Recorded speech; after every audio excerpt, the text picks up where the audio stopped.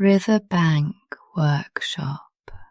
Tonight we'll visit a quiet workshop on a broad, slow river where small boats come to be mended.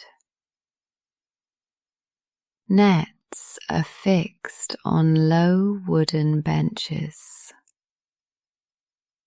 Hulls are painted in steady coats, and the tall reeds along the bank comb the wind into a gentle rustling that lasts all evening. The workshop sits on pilings, only a few paces from the water. A rectangle of weathered boards with a tin roof that taps softly when the breeze lifts stray leaves against it. Yellow light spills from tall windows, streaked with salt and pollen, turning the ground outside the color of warm honey. Inside, the floor is lined with wide planks, rubbed smooth by decades of boots, and a long bench runs the length of the room, with coils of line stacked like sleeping snakes along its edge. Hooks hang from a beam, each labelled in hand-painted letters. Awls, caulking irons, sail needles, bronze screws, sorted by size. A smell of river mud mixes with linseed oil and pine shavings. Every breath tastes faintly of wood and rope.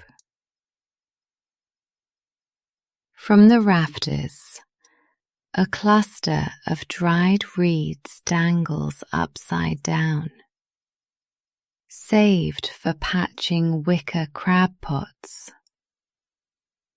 Their seed heads whisper when the door opens and closes. Along the back wall, the wood stove's door is cracked, orange showing between the bars, and a kettle ticks as it cools. Outside the open double doors, the river slides by like a long sheet being pulled over a bed. Not fast, not slow, just even. And the reeds bow in rows that ripple with the wind. A small bell above the doorway clinks whenever the air changes direction, and then grows quiet again.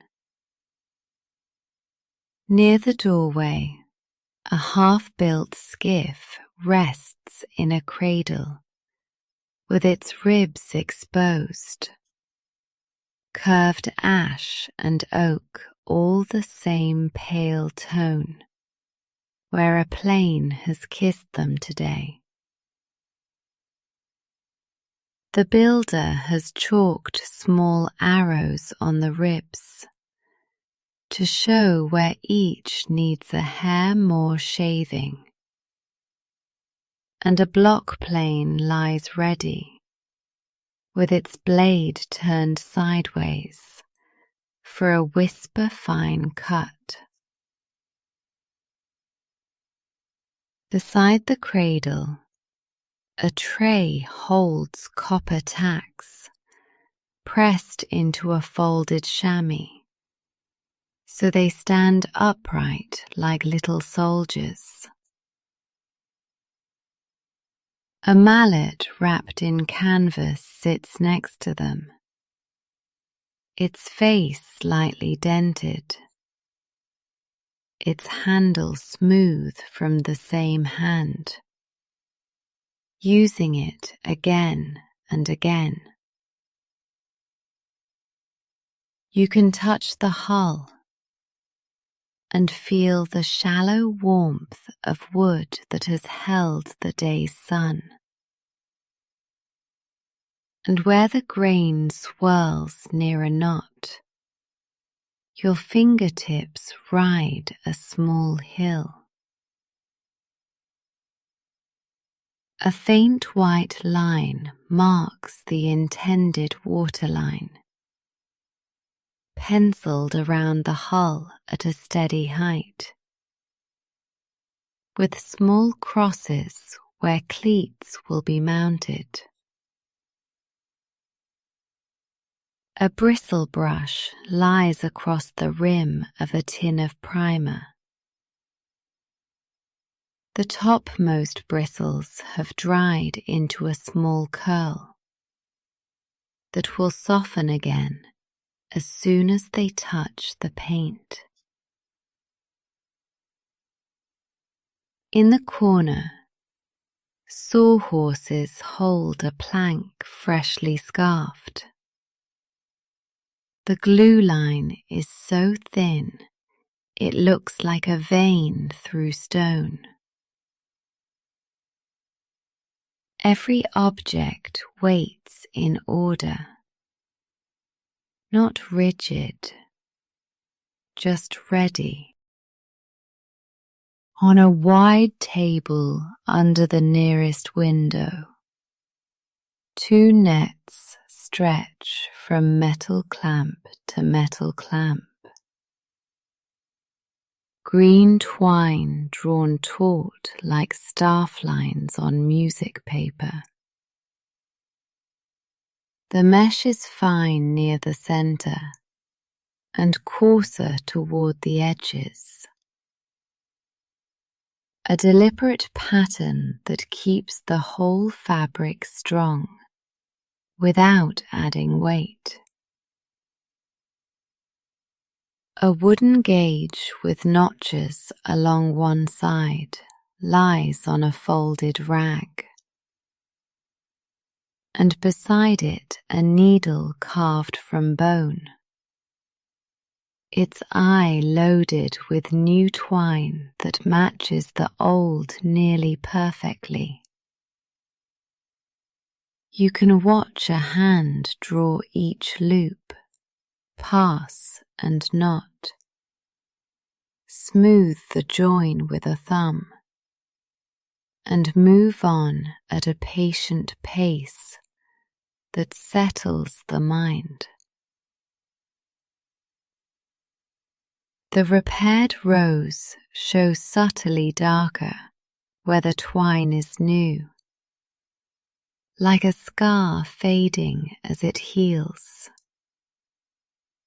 And you can't help but admire the way the old mesh accepts the new strand.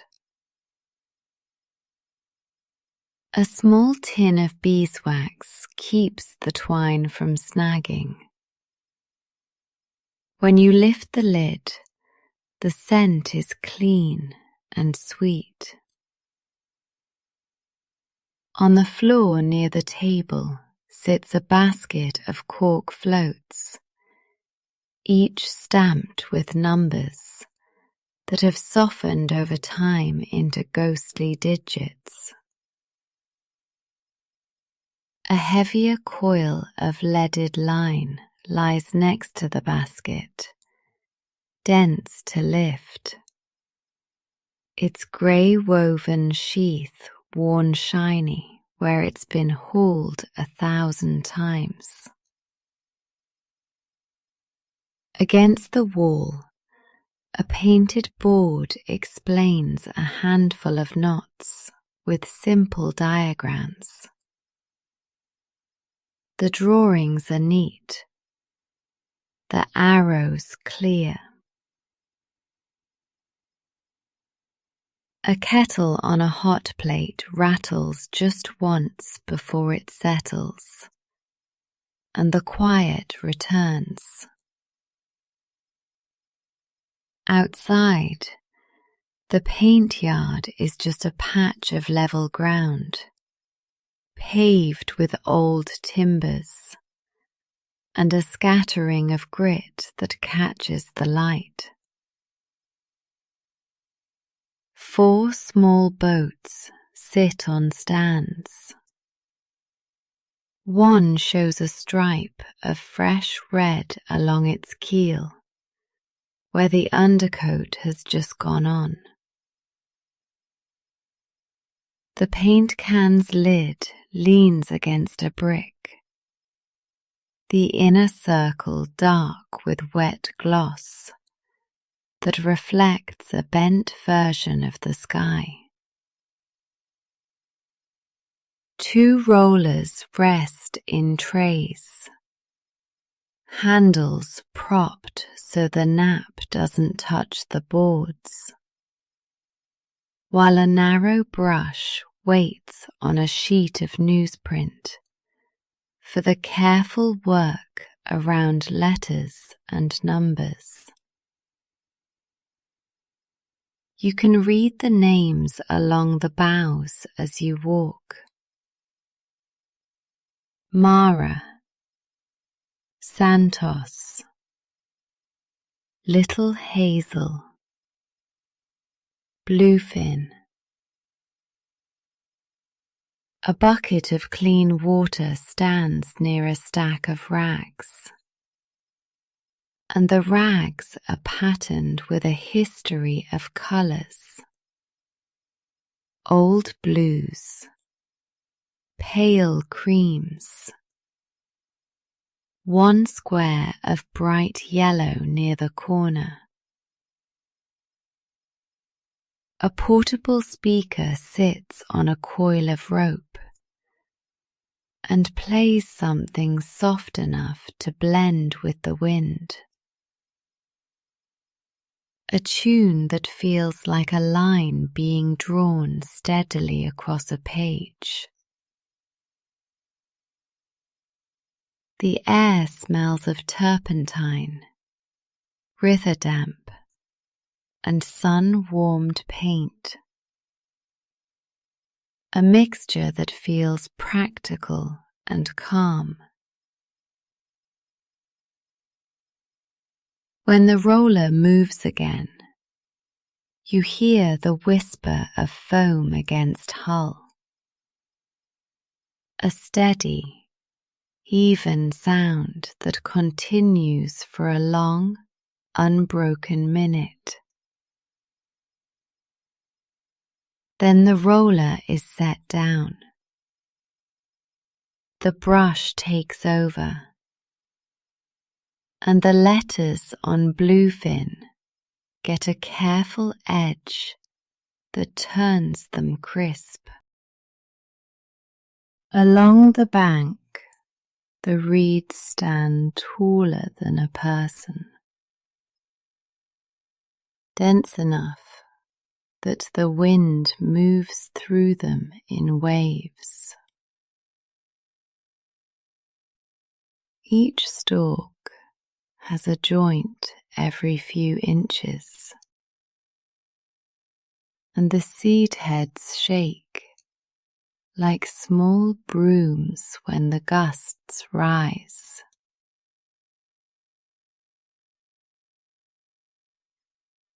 Hidden inside that thicket, you can hear small feet on wet soil. Field mice, quick and busy, running through tunnels pressed into the grass.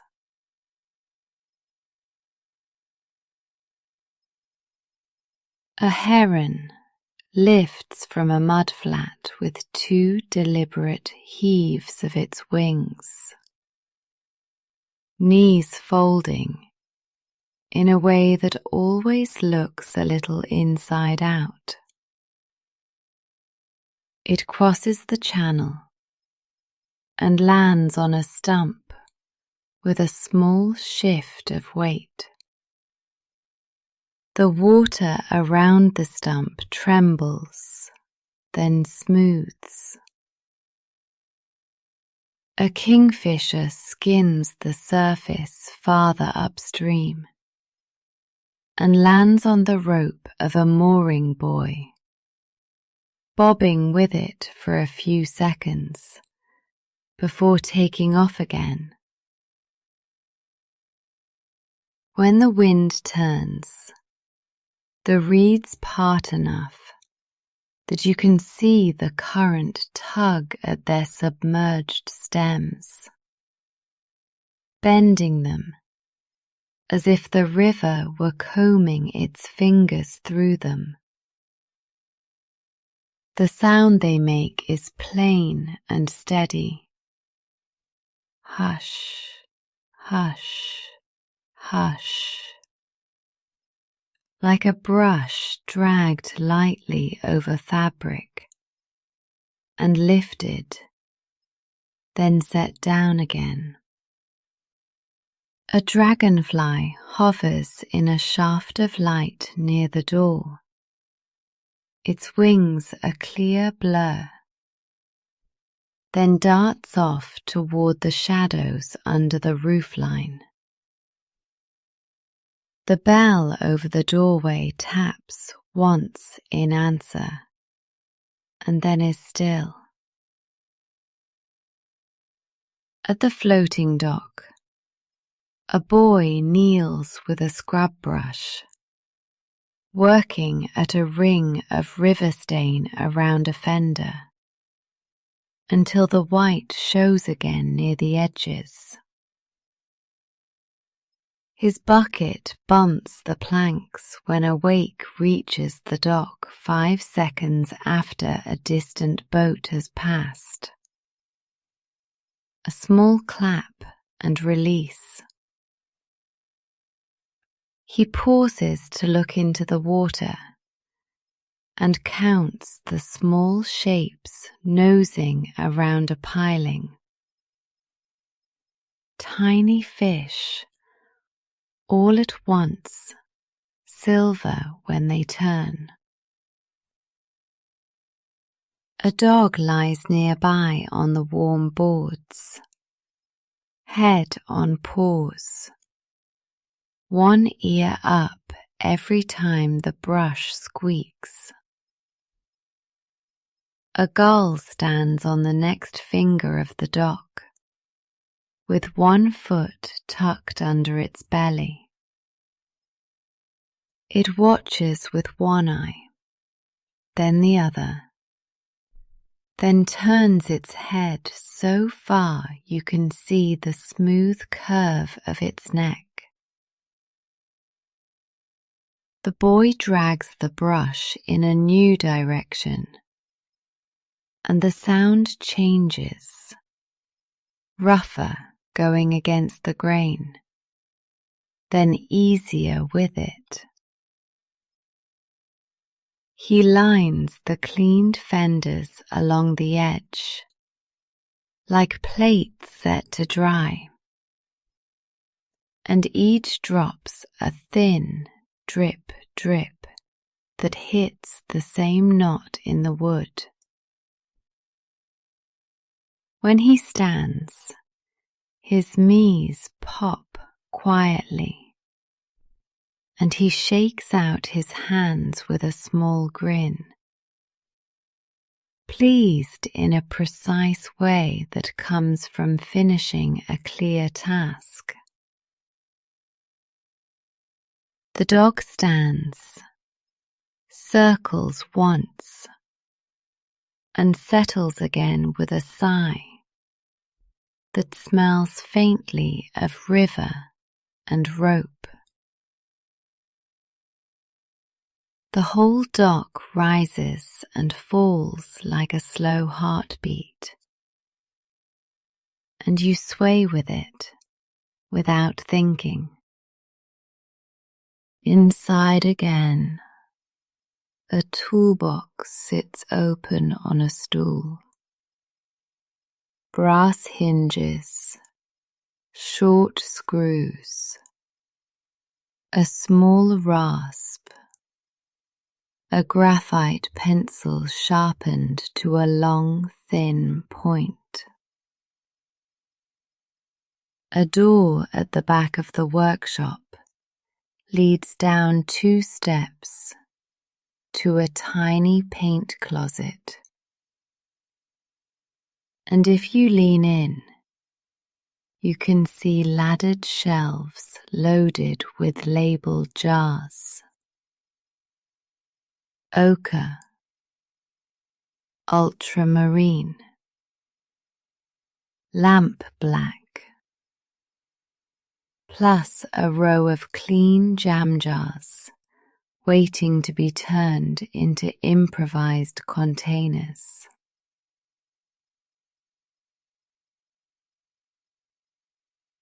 On the wall outside the closet, someone has chalked the week's tide heights in a neat column with times and arrows. Next to them hangs a simple ruler for checking depth at the slips. A calendar from a rope supplier shows a black and white photograph of a trawler from the 1940s. All angles and stout masts. A corner of the page curls where the morning sun hits it.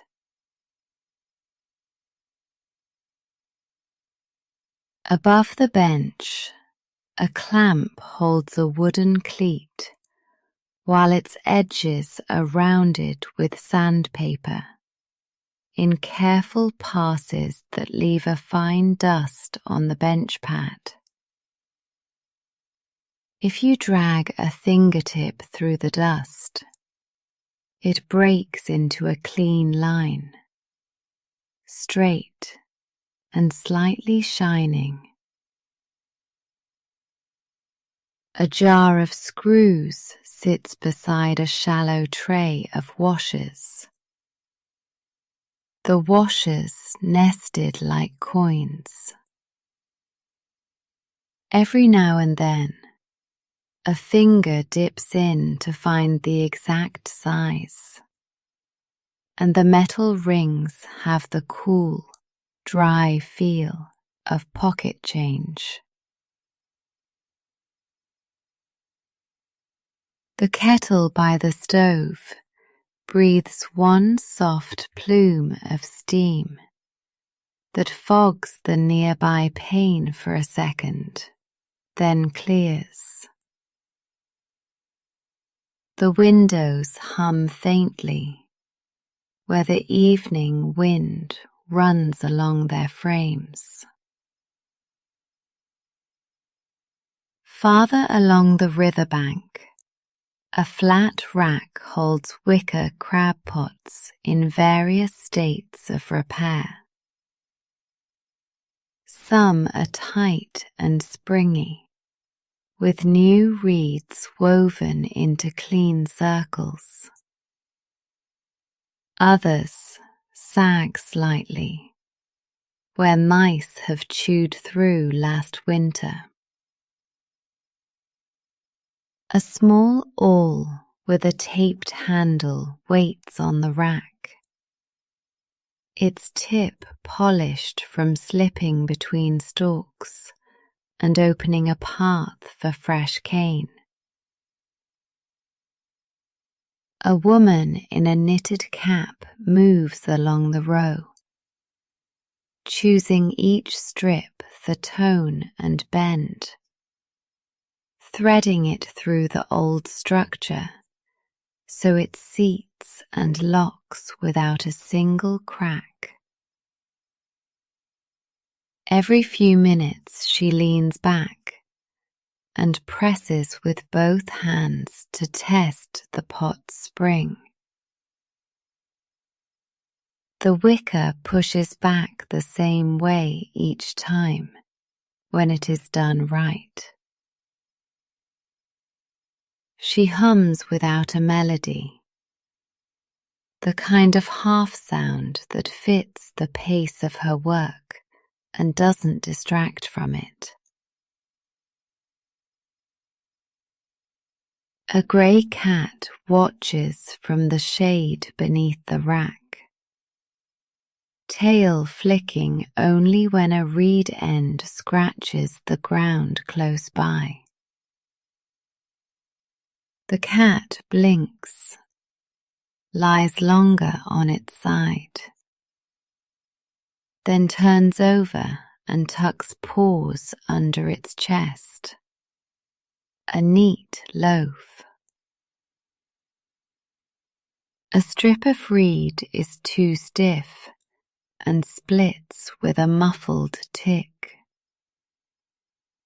She sets it aside and takes another, less proud in its curve, that slides through like it was made for this exact gap.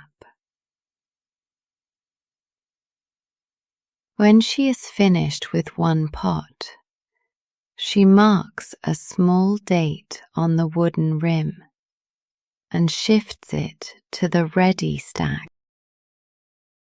As the light softens, a motorboat noses in and ties at the outer cleat with an easy hand that shows long habit. The engine cuts, and the after noise drifts away, up past the reeds and into the low clouds. The skipper steps onto the dock with a small paper bag folded twice at the top and sets it next to the cleat before looping a neat figure 8 around the horn. Inside the bag are 2 pastries from the bakery up the road, still faintly warm in their centres. One oval with a stripe of jam glazed over, one square with a dusting of sugar. He leaves the bag on the bench by the door with a nod. A little trade between neighbours that has no bill and no ledger. Then he kneels to check a rub mark along his starboard side, runs a thumb over it, and smiles at the way a rag and a dab of cleaner take it away in under a minute. Under his boat, the water reflects the workshop windows as long golden bars that break whenever a stick or a leaf passes. He stands again and stretches, slow, thumbs hooked into his belt, until something in his back clicks into comfort.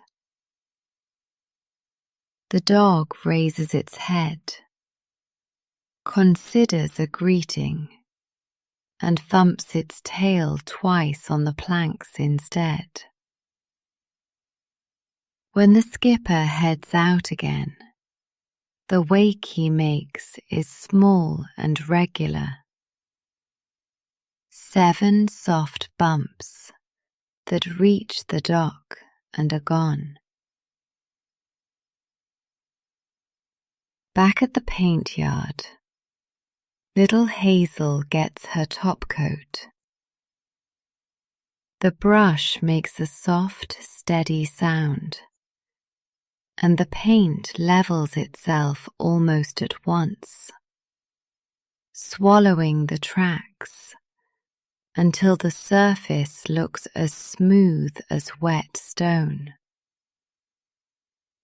The painter works in long passes from stem to stern, then checks the edge where the hull curves toward the keel, and gives that hidden line the same care.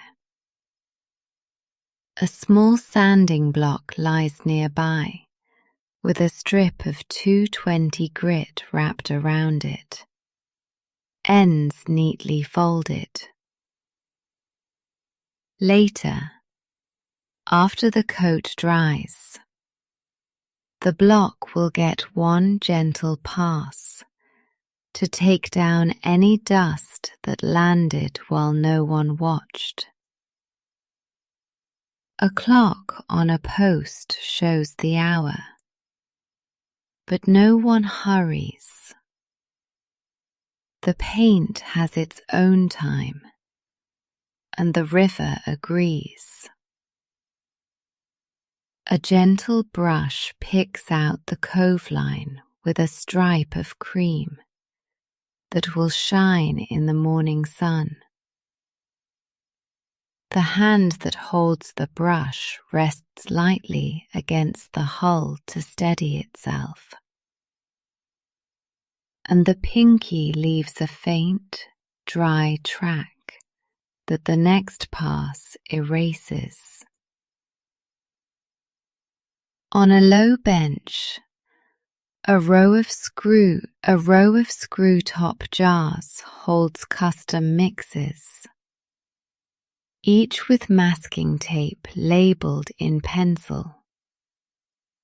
Mara stripe, bluefin lettering, hazel cream. A small set of stencils waits in a folder for the registration numbers, card worn smooth at the corners. When the brush is rinsed, it swirls a pale cloud into the jar of thinner that becomes clear again after a while, as if the paint decided to loosen its grip and float free. From the big window, you can see a slow barge ease along the opposite bank, its deck piled with cut reeds, the load tied with wide webbing so it won't shift if the wind kicks. Two workers sit on overturned buckets facing backward, watching the bundle and the long wake that trails like a ribbon. Every few minutes, one points with a gloved hand and the other nods, confirming some small adjustment only they notice. A cormorant rides low beside the barge, dives, and comes up several meters away with a quick shake that flings water into silver drops. The reeds on the loaded deck whisper against each other, exactly the way the live reeds do in the wind. And for a moment, you can't tell which sound is which. A single light glows in the barge's wheelhouse, even though day still lingers. A small amber square in the broad grey. When the barge passes the far point, you lose sight of it behind a stand of willows. But the wake keeps arriving in measured lines, like someone quietly knocking on a door at a polite rhythm. Then the lines are gone, and the river goes back to its slow, untroubled face. A bee pauses at the window screen, explores and moves on. The workbench near the stove holds a row of oars clamped side by side, their blades faced upward for varnish. Each blade wears a coat that has already tacked off, and you can see the wood's figure beneath, faint and wavy, like grain in a loaf. A strip of blue tape guards the throat where the leather collars will be wrapped, and a small jar of tacks sits ready to bite into wood that is neither too dry nor too soft. A block of saddle soap and a strip of leather lie on a cloth. When the collars go on, the soap will help the leather settle without wrinkles. At the tip of one blade, a shallow nick has been filled and sanded. You can find it by sight only if you know it's there, and by touch it's flat as the rest. A card lists the steps in blunt handwriting. Sand 320, tack cloth, wipe, coat 3, tip off, rotate, dust cover. A light canvas sheet on a frame stands ready to be lowered over the clamped oars. Protection against insects and drifting fluff while the varnish cures. If you lean close, the varnish smells clean and a little like apples, and the surface reflects the window frame in a slightly distorted grid.